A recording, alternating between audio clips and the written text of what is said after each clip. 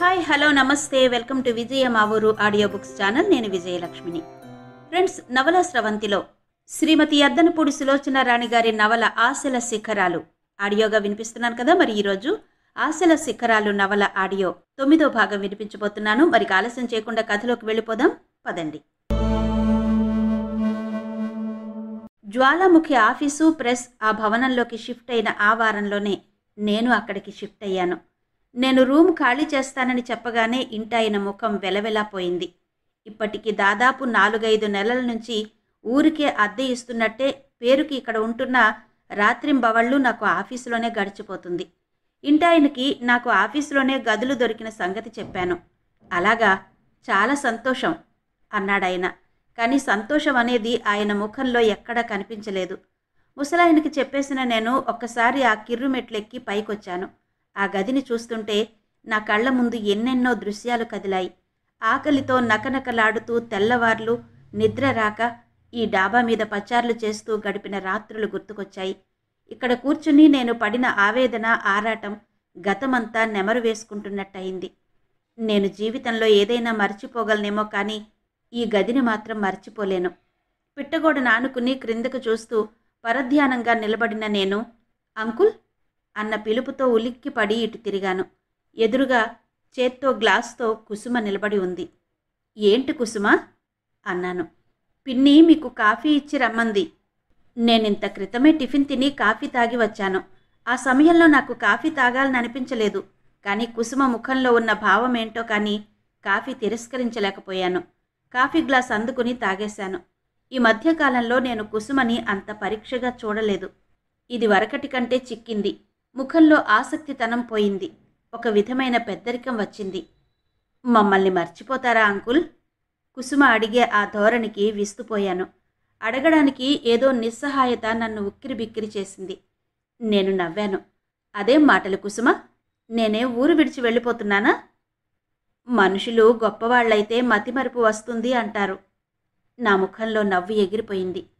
నిజమా? నాకు తెలీదు సుమా. అయినా నేను గొప్పవాడిని కాలేదుగా అన్నాను. మీరనుకోవడం లేదేమో, మా అందరి దృష్టిలో మీరు గొప్పవారైపోయారు. ఏ విషయంలో కుసుమ? మృదువుగా అడిగాను.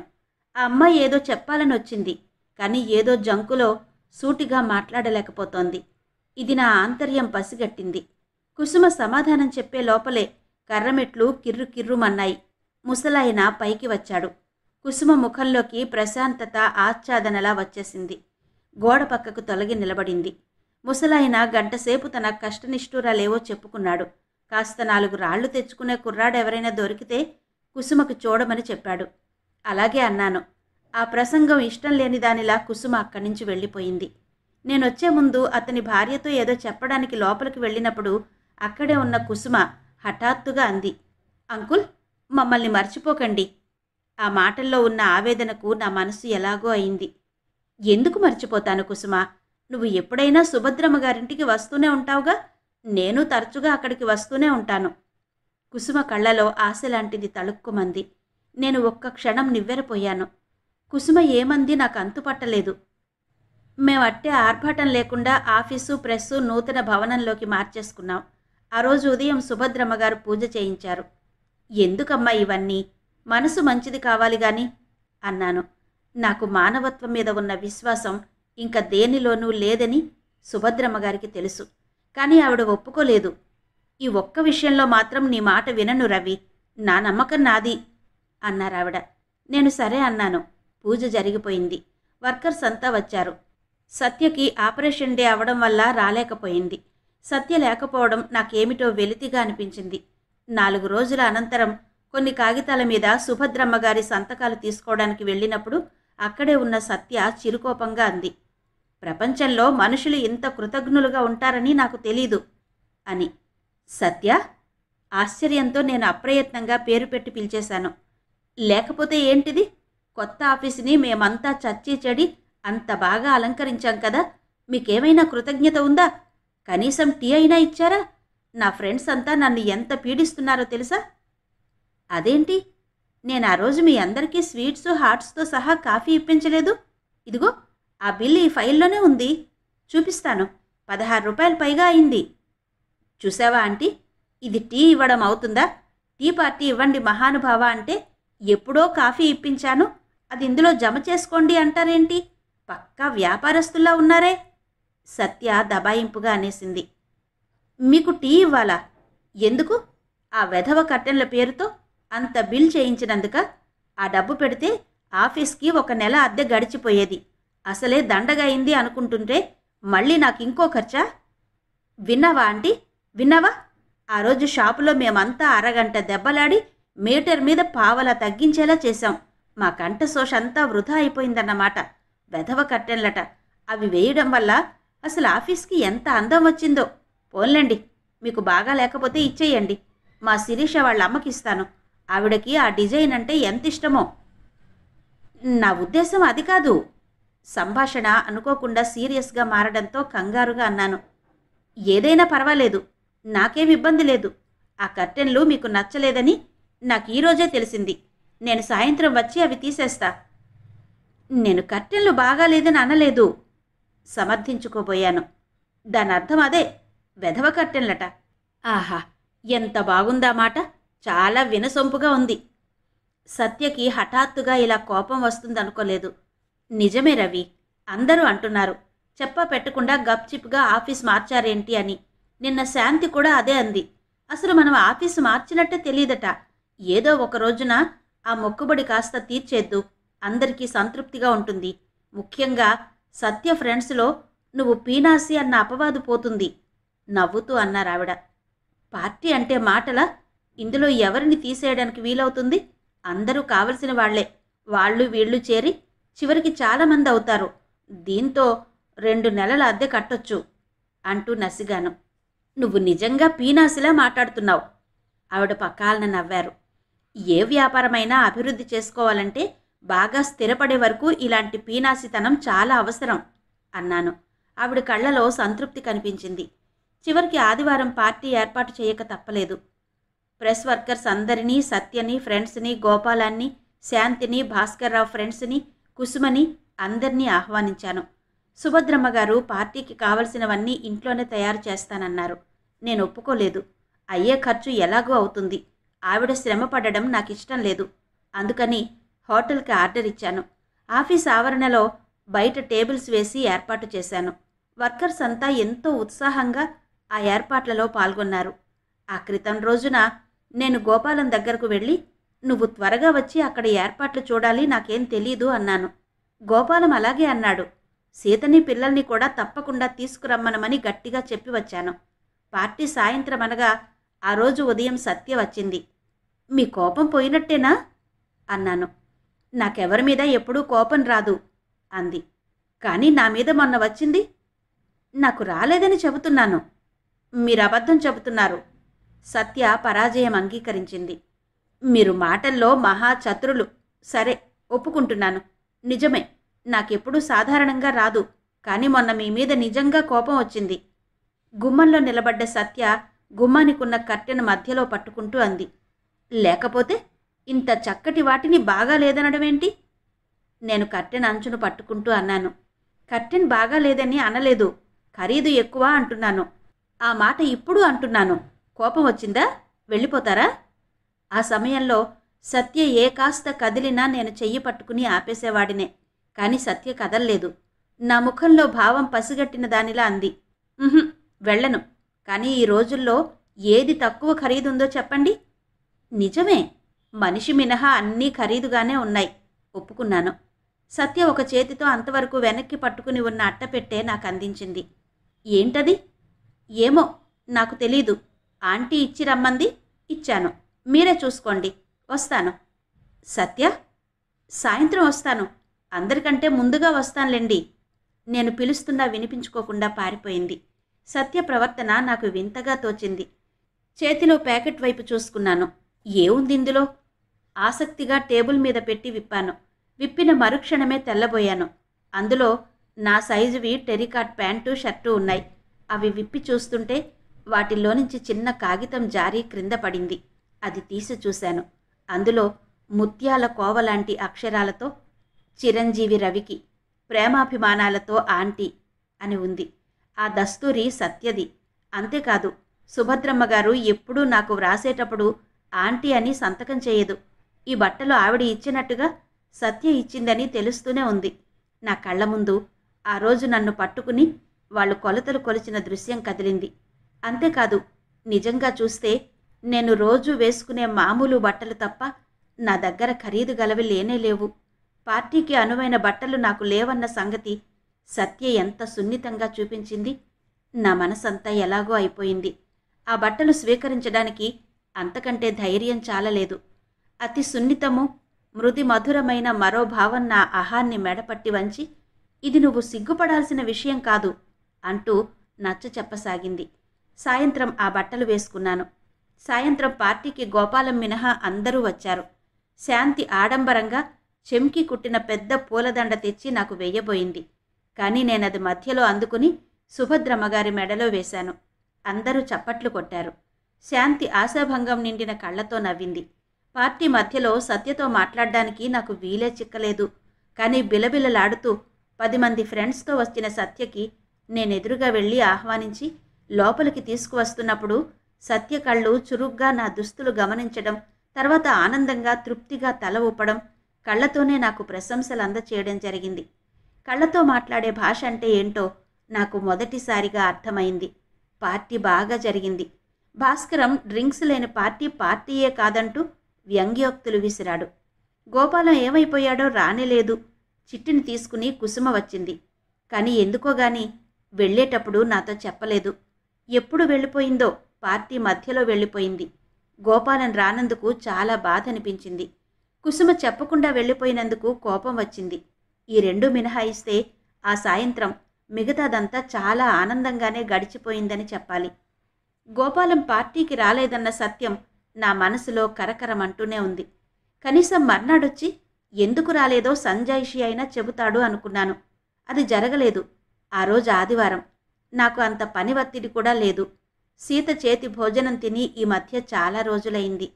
ఎప్పుడు ఏ వేళలో వెళ్ళినా నేను భోజనం చెయ్యలేదు, ఇక్కడ తింటాను అని చెప్పే అధికారం, చనువు సీత దగ్గర నాకున్నాయి. అందుకే ముందుగా చెప్పకుండా భోజనానికి వెళ్ళి సీతని, గోపాలాన్ని ఆశ్చర్యపరిచి ఆనందపరచాలనుకున్నాను. పిల్లలకి కొన్ని స్వీట్లు, చాక్లెట్లు కొని గోపాలం ఇంటికి వెళ్ళాను. అలవాటుగా వాకిట్లో పిల్లలే ముందు ఎదురయ్యారు. నన్ను చూడగానే ఆనందంతో మామయ్య వచ్చాడోయ్ అంటూ గంతులు పెట్టారు. వంట ఇంట్లో పని చూసుకుంటున్న సీత బయటకొచ్చి నవ్వుతూ రండి అంది. ఏడి గోపాలం ఉన్నాడా? పోట్లాడ్డానికి వచ్చాను అన్నాను సీరియస్గా. ఉన్నారు రండి అంది సీత నవ్వుతూనే. మా ఇద్దరి మధ్య పోట్లాట అనేది అసంభవమని సీతకు తెలుసు. అందుకే నవ్వేసింది. నీ చేతి భోజనం తిని చాలా రోజులైంది. ఈ పూట నా భోజనం ఇక్కడే, ఏం చేస్తావో చెయ్యి అన్నాను. అలాగే. సీత కళకళలాడే మొహంతో లోపలికి వెళ్ళింది. బాబు, పాప నా చుట్టూ చేరి వాళ్ల కొత్త స్కూల్లో జరిగే విశేషాలు ఊపిరాడకుండా చెబుతున్నారు. నేను అబ్బా అలాగా, నిజంగా ఆశ్చర్యం నటిస్తూ వింటున్నాను. బాబుకు నేను కనిపిస్తే కొద్దిసేపైనా నా వీపు మీద పడి ఊగితేనే గాని బావుండదు. వాడు నా వీపు మీద ఊగుతున్నాడు. పాప ఎదురుగా ఉన్న కొయ్యగుర్రం మీద ఊగుతోంది. ఇద్దరూ గడగడా చెప్పేస్తున్నారు. వాళ్ల ధోరణి చూస్తుంటే చాలా రోజుల తర్వాత తమ విషయాలు వినే మనిషి దొరికినట్టుగా ఉంది. గోపాలం స్నానం పూర్తయింది. నేను వచ్చానని సీత చెప్పే ఉంటుంది. పిల్లలతో మాట్లాడుతున్న నా కంఠం వినిపించి ఉంటుంది కూడా. కానీ అతను నేను ఆశించినట్టు బాత్రూంలో నుంచి బయటకు రాగానే సారీ రవి అంటూ సరాసరి నా దగ్గరకు రాలేదు. తన గదిలోకి వెళ్ళాడు. తల దువ్వుకుని తీరిగ్గా ముస్తాబయ్యి అరగంట తర్వాత వచ్చాడు. అతని వాలకం చూస్తే ఇక తప్పదన్నట్టు బలవంతంగా నా ముందుకొచ్చినట్టుగా ఉంది. ఏం రవి, బహుకాల దర్శనం, బాగున్నావా? ఆ పలకరింపుకి నేను ఆశ్చర్యపోయాను. అతని ధోరణి బజారును పోయే కొత్త పరిచయస్తుడిని మాట వరుసకి పలకరించినట్టుందే తప్ప ఆత్మీయుడైన స్నేహితుణ్ణి ఆనందంతో కుశల ప్రశ్నలు వేసినట్టు లేదు. నాకెందుకో మనసులో మంటలాంటిది బయలుదేరింది. నేను బాగానే ఉన్నాను. నువ్వే బాగున్నావో లేవో చూసి వెళ్దామని వచ్చాను అన్నాను. నా వ్యంగ్యపు విసురు అతనికి తాకలేదు. కానీ నీ దయవల్ల బాగానే ఉన్నాను నవ్వాడు. ఆ నవ్వు కూడా చాలా అనవసరమైన నవ్వు. మొన్న పార్టీకి ఎందుకు రాలేదు? వీలు కాలేదు. ఎందుకు? కారణం తెలుసుకోవచ్చా? కారణం ప్రత్యేకంగా ఏదీ లేదు. ఏదో పని తగిలింది అంతే. నేనతని వైపు విచిత్రంగా చూడసాగాను. నేను ఈ మధ్య గుర్తించలేని సత్యమేదో కళ్ళకి కట్టినట్టు కనిపిస్తోంది. నువ్వు చాలా మారిపోయావు గోపాలం అన్నాను. మార్పు సహజం రవి. మనిషిలో ఈ మార్పు అనేది లేకపోతే ఈ ప్రపంచానికి ఇంత చరిత్ర ఉండేది కాదు. నీ మనసులో ఏముందో సూటిగా చెబుతావా? ఏమీ లేదు. ఇప్పుడు మన మార్గాలు చీలాయి. అప్పుడేదో అవసరానికి కలుసుకున్నాం, మనసులు విప్పి మాట్లాడుకున్నాం. ఇప్పుడు మన గమ్యాలు వేరైనాయి. ఎవరి దారంబడి వారు వెళ్లడం ఉచితం. జీవితంలో అడుగడుగునా ఎందరో తారసపడుతూనే ఉంటారు. అందరూ మన కంటికి ఎల్లకాలం కనిపిస్తారనుకోవడం భ్రమ. నేను నిజంగానే దిమ్మెరపోయి చూడసాగాను. ఇక్కడికి వద్దామని బయలుదేరినప్పుడు నాలో ఉన్న ఉత్సాహం నశించినట్టయింది. ఇంతలో సీత కాఫీ తెచ్చి మాకిచ్చింది. సీత వంటింట్లో నుంచి మా మాటలు వింటున్నట్టుంది. గోపాలం వైపు సీరియస్గా చూస్తూ వారిస్తున్నట్టుగా అంది. రవి ఈ పూట మనతో భోజనం చేస్తారట. ఏంటి గోపాలం, నీ ధోరణి నాకు విపరీతంగా కనిపిస్తోంది. గమ్యాలు వేరైనంత మాత్రాన మనం మారిపోవాలా? సాధారణంగా అవసరం లేదు, కానీ మనం ఉన్న పరిస్థితుల్లో చాలా అవసరం. అంటే? రవి, నువ్వు తెలివి కలవాడివి, కష్టం సుఖం తెలిసిన వాడివి. ఏ విషయమైనా ఒక దృష్టితో కాకుండా 4 కోణాల నుంచి తరచి చూసి దాని మంచి చెడులు గ్రహించగలిగే స్వభావం కలవాడివి. అందుకే ఆ ధైర్యంతోనే సాహసించి చెబుతున్నాను. ఇక ముసుగులో గుద్దులాట అనవసరం. శాంతికి నేను నీతో స్నేహం చేయడం ఇష్టం లేదు. నేను చేతిలో కాఫీ గ్లాస్ క్రింద పెట్టేశాను. నిశ్చేష్టుడనైనట్టు చూశాను. ఎంత చిత్రంగా మాట్లాడుతున్నావు అన్నాను చివరికి. ఒక్కోసారి నిజం చాలా విచిత్రంగా నమ్మశక్యం కాకుండానే ఉంటుంది అన్నాడతను. నేనా మాట వినిపించుకోకుండానే అన్నాను. శాంతికి మనం స్నేహంగా ఉండడం ఇష్టం లేదా? శాంతి ఎవరి మధ్య? ఆమెకేం సంబంధం ఇందులో? ఎందుకు లేదు? శాంతి నా యజమానురాలు అన్న సంగతి మర్చిపోకు. ఈరోజు నేను, నా భార్య, పిల్లలు నిశ్చింతగా ఉన్నామంటే అది శాంతి చేతి చలువేనన్న విషయం నేనెన్నడూ మర్చిపోను. అయితే మాత్రం నీకు ఉద్యోగం ఇచ్చినంత మాత్రాన నీ జీవితం శాసిస్తుందా? నీకు ఎవరితో స్నేహాలుండాలో, అవసరం లేదో ఆవిడ నిర్ణయిస్తుందా? గోపాలం, నువ్వేనా ఈ మాటలు మాట్లాడేది? నువ్వేమైనా అనుకో, శాంతి మనసు నొప్పించడం నాకిష్టం లేదు. నాలో కోపం జ్వాలలా రగులుకోసాగింది. గోపాలం, నీ స్నేహితుడిగా, ఆత్మీయుడిగా చెబుతున్నాను. ఆ ఉద్యోగం కోసం నీ హక్కులన్నీ ఆవిడ చేతిలో పెట్టి ఆవిడ కనుసన్నల్లో బొమ్మలా ఆడాల్సిన అవసరం నీకు లేదు. ఇదివరకు వేరు. భుక్తి కోసం నువ్వన్నట్టు సీతా పిల్లల కోసం ఇలా చేసిన సబబుగా ఉంది. ఇప్పుడిలా నువ్వు లొంగిపోవడంలో అసలు అర్థం లేదు. నీ స్నేహానికి, నీ స్వేచ్ఛకి శాంతి లంకె పెట్టినట్టయితే తక్షణం ఆ ఉద్యోగం మానేయమని హెచ్చరిస్తున్నాను. నీకా భయం లేదు. ఇప్పుడు నాకు చాలామందితో పరిచయం ఉంది. ఎక్కడైనా ఇప్పించగలను. అసలు ఎక్కడో కాదు, నాతో పాటు నా జ్వాలాముఖి ఆఫీసులోనే అసిస్టెంట్ ఎడిటర్గా జాయిన్ అవుదు గాని. నేనెంతో ఆవేశంతో చెప్పిన ఈ మాటలు అతని చెవికి ఎక్కినట్టే లేదు. చాలా తేలికగా, మామూలుగా అనేశాడు. Thank you. నేను ఈ ఉద్యోగం చేయడం అంటే ఒకరి చేతి నీళ్లు తాగడమే. ఆ చెయ్యి ఎవరిదైతేనే, శాంతిదైనా సుభద్రమ్మగారిదైనా ఒకటే. అంతేనా?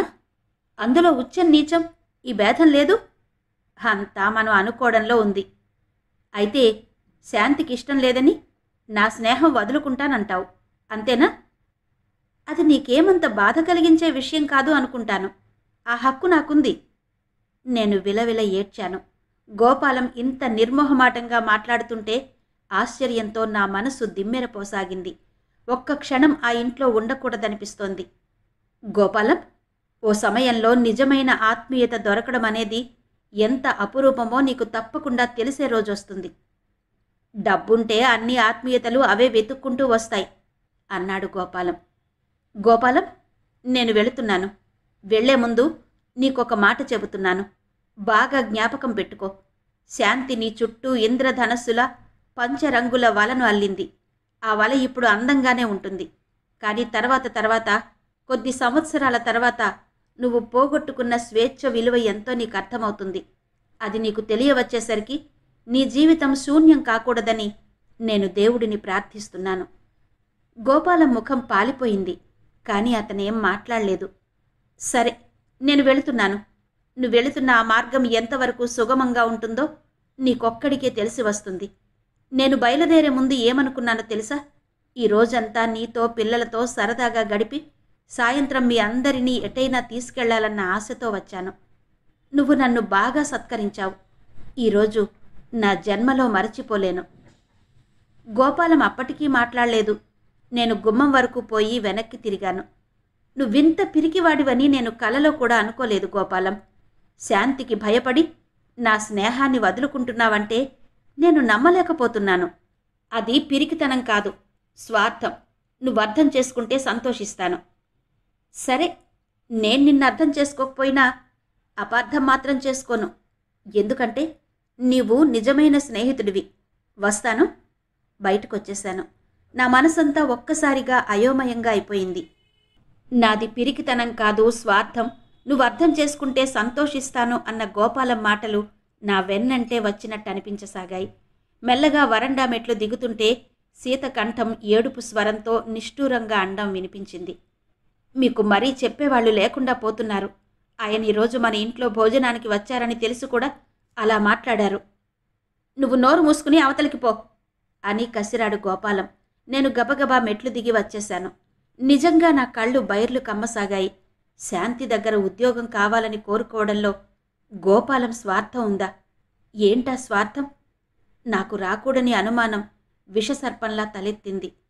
My god! గోపాలం! నేను నమ్మలేకపోయాను. కాదు, అతని ప్రవర్తన నాకు తెలిసినంతవరకు మచ్చలేనిది. ఇక ముందు వస్తుందని కూడా అనుకోను. నేనింతవరకు గోపాలం దృఢమైన మనస్సు గలవాడనుకుంటున్నాను. అసలు మైత్రికి పునాదిరాయి ఇదే కూడా. తిరిగి తిరిగి అప్పుడే బయట నుండొచ్చిన నేను బట్టలు కూడా మార్చుకోవడానికి ఓపిక లేనివాడిలా పైకొచ్చి నా రూంలో మంచం మీద అడ్డంగా పడుకున్నాను. క్రింద సర్వెంట్ క్వార్టర్స్ ఉండడంతో సూర్యం తల్లి చెల్లెళ్లతో వచ్చి అందులో ఉంటున్నాడు. దాని మూలంగా నాకెప్పుడు ఏది కావాలన్నా ఇబ్బంది లేకుండా ఉంది. ఆఫీసు మూయడం తెరవడం అన్నీ అతనే చూసుకుంటాడు. బద్ధకంగా నడుస్తున్న నా దగ్గరకు సూర్యం వచ్చి, సార్, మీకోసం ఎవరో అమ్మాయి వచ్చింది అన్నాడు. అమ్మాయా? ఎవరు అన్నాను. వచ్చింది సత్య అయితే సూర్యం డాక్టర్ అమ్మ అనేవాడు. ఆ రోజు పార్టీకి కూడా వచ్చింది గుర్తు చేశాడు సూర్యం. పార్టీకి చాలామంది ఆడవాళ్ళొచ్చారు. పేరు చెప్పందే ఎలా తెలుస్తుంది? పేరు అడగలేదా అన్నాను. అడిగాను, చెప్పలేదు. అసలు సరాసరి ఇక్కడికే వస్తానంటే నేనే ఆపి వచ్చాను. ఎవరై ఉంటారబ్బా అనుకుంటూ క్రిందకొచ్చాను. ఆఫీస్ రూమ్ ముందు కుసుమ తల వంచుకుని నిలబడింది. కుసుమ, నువ్వా? ఏంటి? ఆదుర్దాగా అడుగుతూ దగ్గరగా వెళ్ళాను. కుసుమ తలెత్తింది. కళ్ళ నిండా నీళ్లున్నాయి. అంకుల్, మా నాన్న అంది. మీ నాన్నకేమైంది? కంగారుగా అడిగాను. నా కళ్ళ ముందు ముసలాయన శవం కదిలింది. రాత్రి పక్షవాతం వచ్చింది. కుసుమ బావురుమంది. పక్షవాతమా? అయితే పర్వాలేదు. అది ప్రాణాపాయమేం కాదు. డాక్టర్కి చూపించావా? లేదు, పిన్ని కూడా ఊళ్ళో లేదు. పుట్టింటికి వెళ్ళింది. అంతా చిన్నపిల్లలు. నాకు చాలా భయం వేసింది. ఉదయం ఒకసారి వచ్చాను. మీరు లేరని చెప్పారు. నేను లేని మాట నిజమే.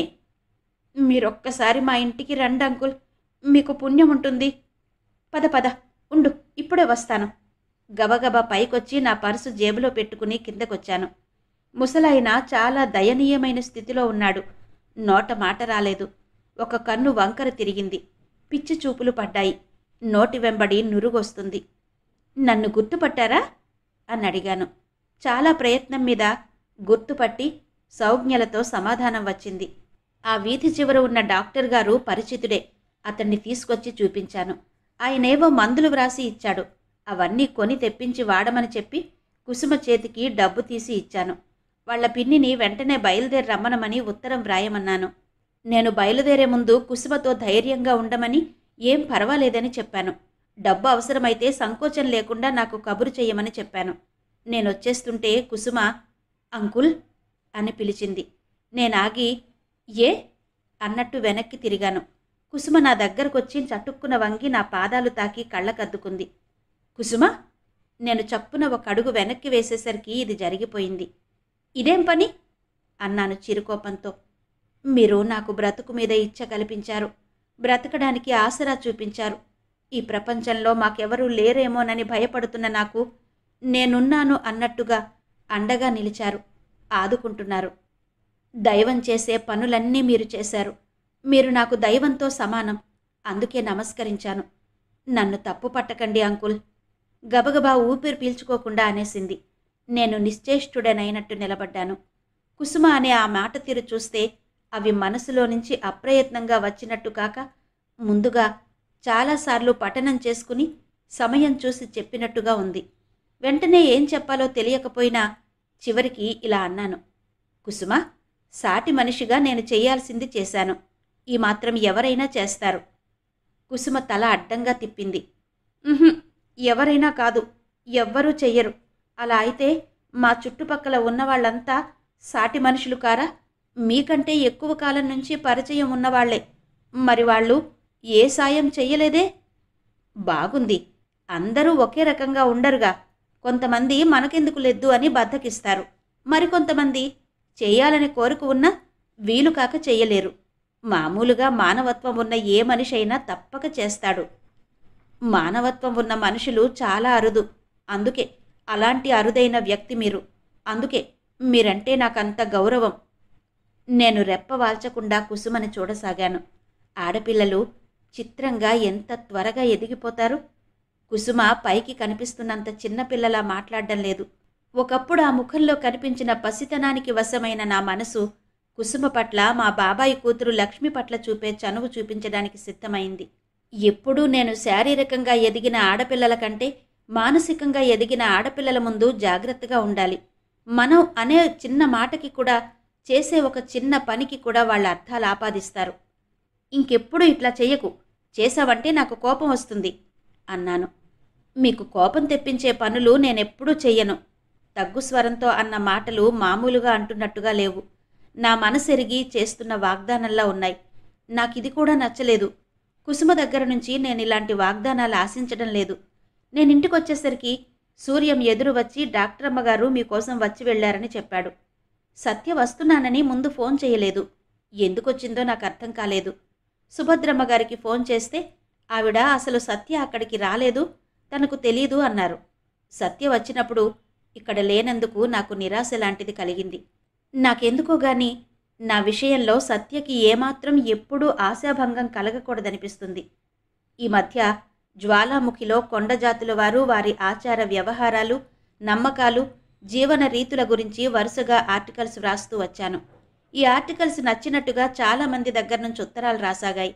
ఎక్కడ ఏ వింత చూసినా, ఏ కొత్త విషయం విన్నా అది యథాతథంగా నా పాఠకులకు అందించాలనే తపన నాలో అపరిమితం కాసాగింది. నేను జ్వాలాముఖిని చేతపట్టి కొద్ది రోజులు అయినా ఈ తక్కువ వ్యవధిలోనే పాఠకులకి నాకు ఒక అవినాభావ సంబంధం బలంగా ఏర్పడసాగింది. పాఠకుల్లో కొంతమంది నన్ను ప్రోత్సహిస్తూ ఫలానా చోటున ఫలానా విషయం ఉందంటూ సూచనలు చేసేవారు. వాళ్ళకి క్రమంగా ఇది మన పత్రిక అనే సద్భావం ఏర్పడసాగింది. ఇది నాకెంతో తృప్తిగా అనిపించేది. నెల రోజుల క్రితం హైదరాబాద్కి 40 మైళ్ల దూరంలో ఉన్న ఒక పల్లెటూరు నుంచి టీచర్ ఉత్తరం రాశాడు. ఆ ఊళ్ళో ఏటేటా ఆ గ్రామదేవత శాలమ్మ ఉత్సవాలు జరుగుతాయట. ఆ రోజుకి అక్కడ చుట్టుపక్కల ఉన్న ఊళ్లలో జనమంతా వస్తారట. ఆ ఉత్సవంలో కోయవాళ్లలో బిల్లులవి అనేక జానపద నృత్యాలు జరుగుతాయట. అక్కడికొచ్చే ఆ అమాయక జనం వాళ్ల నమ్మకాలు, ఆ మొక్కుకోవడాలు, మొక్కుబడులు తీర్చటాలు, అన్ని విషయాలు 10-15 పేజీలు వివరంగా ఉత్తరం రాశాడు.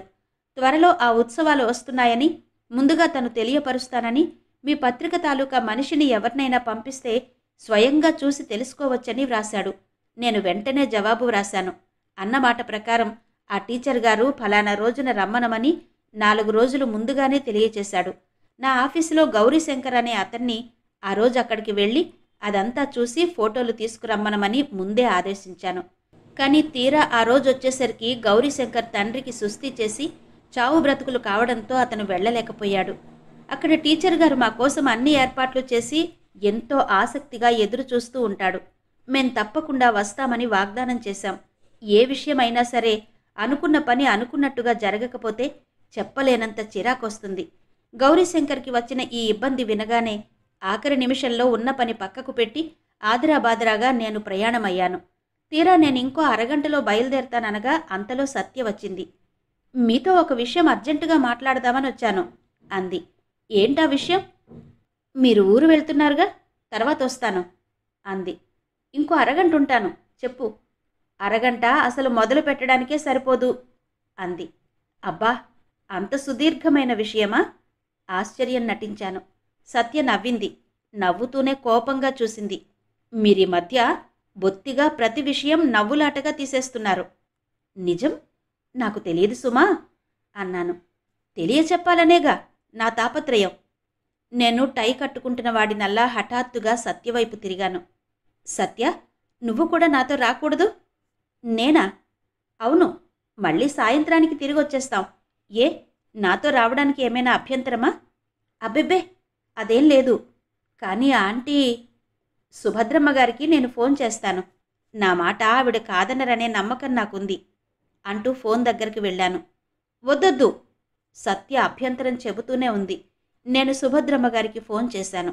నేను చెప్పింది శాంతం విన్న తర్వాత ఆవిడంది, సత్య అక్కడుందా అని అడిగారు. ఉంది, మళ్ళీ సాయంత్రానికి వచ్చేస్తాం. సత్యని జాగ్రత్తగా తీసుకొచ్చే బాధ్యత నాది అన్నాను. సరే అన్నారావిడ. గంట క్రితం గౌరీశంకర్ వచ్చి, సార్, నేనక్కడికి వెళ్ళటానికి వీలు కాదు, ఇంకెవరినైనా పంపండి అని చెప్పినప్పుడు నాకు కలిగిన చిరాకంతా మాయమైంది. ఫోన్ పెట్టేసి నేను సత్యవైపు తిరుగుతూ అన్నాను, ఆంటీ ఒప్పుకున్నారు అన్నాను. ఆంటీకి నీ మీద చాలా గురి ఉన్నట్టుంది సత్య నవ్వుతూ అంది. అది అన్యాయంగా వచ్చింది కాదు, చాలా శ్రమపడి దక్కించుకున్నది. ఈ ప్రయాణానికి నేను వెళ్ళాలి అనుకోగానే తెలిసిన వాళ్ళకి ఫోన్ చేసి జీప్ తెప్పించుకున్నాను. జీప్లోనో కారులోనో వెళ్ళి వస్తే నాకు టైం కలిసొస్తుంది. మిగతా పనులకి ఇబ్బంది కలగదు. ఉదయం వెళ్ళి రాత్రికి తిరిగి వచ్చేయవచ్చు అనుకున్నాను. నేను మీ దగ్గరకని మామూలుగా వచ్చేశాను. ఈ పళంగా ప్రయాణం అవడం అంటే ఎలా? నా చీర కూడా బాగాలేదు సత్య అభ్యంతరం చెప్పపోయింది. చీరకే బ్రహ్మాండంగా ఉంది. మనం అక్కడికి రిసెప్షన్కి కానీ ఫ్యాషన్ పీరియడ్కి కానీ వెళ్ళడం లేదు. టైం అయిపోతోంది.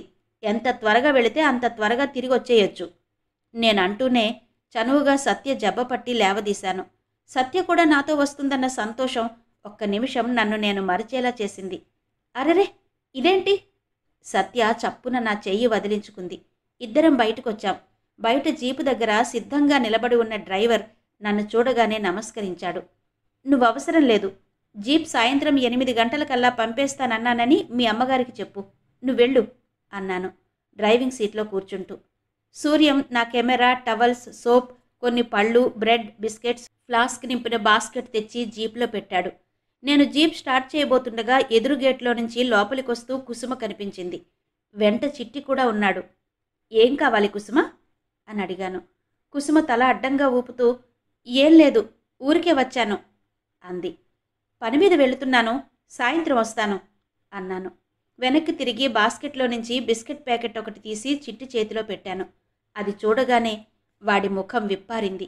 కుసుమ ముఖంలో తీవ్రమైన ఆశాభంగం చూసిన నేను, ఇంకోసారి పని మీద వస్తే చెప్పు అన్నాను. కుసుమ తల అడ్డంగా తిప్పింది. నేను జీప్ స్టార్ట్ చేశాను. కుసుమ చిట్టి చెయ్యి పట్టుకుని పక్కకు తొలగి నిలబడింది. ఆ అమ్మాయి చూపులు సత్య ముఖం మీద అంటుకుపోయినట్టుగా నిలిచిపోయాయి. దోవలో వస్తుండగా సత్య, ఆ అమ్మాయి లేడీస్ క్లబ్లో లైబ్రేరియన్గా పనిచేయడం మానేసింది తెలుసా అంది. అలాగా? నాకు తెలీదే అన్నాను. అత్తయ్య మీకు చెప్పలేదా? ఓహో, ఏది? ఈ మధ్య నేను ఆవిడితో తీరిగ్గా పట్టుమని 10 నిమిషాలు కూర్చునే వ్యవధి ఎక్కడ అన్నాను. కొంచెం దూరం వచ్చిన తర్వాత సత్య నసుగుతున్నట్టుగా అంది. డ్రైవర్ని ఎందుకు వద్దన్నారు? వస్తే ఏమైందట? రాకపోతే మాత్రం ఏమైందట? సత్య గొంతుని అనుకరిస్తూ వెక్కిరించాను. జీపు వేగం అందుకుంది. ఆశల శిఖరాలు, శ్రీమతి యద్దనపూడి సులోచనారాణి గారి నవల ఆడియో 9వ భాగం విన్నారు కదా. మిగిలిన కథ తరువాతి భాగాల్లో వినిపిస్తాను. అంతవరకు సెలవు. నమస్తే.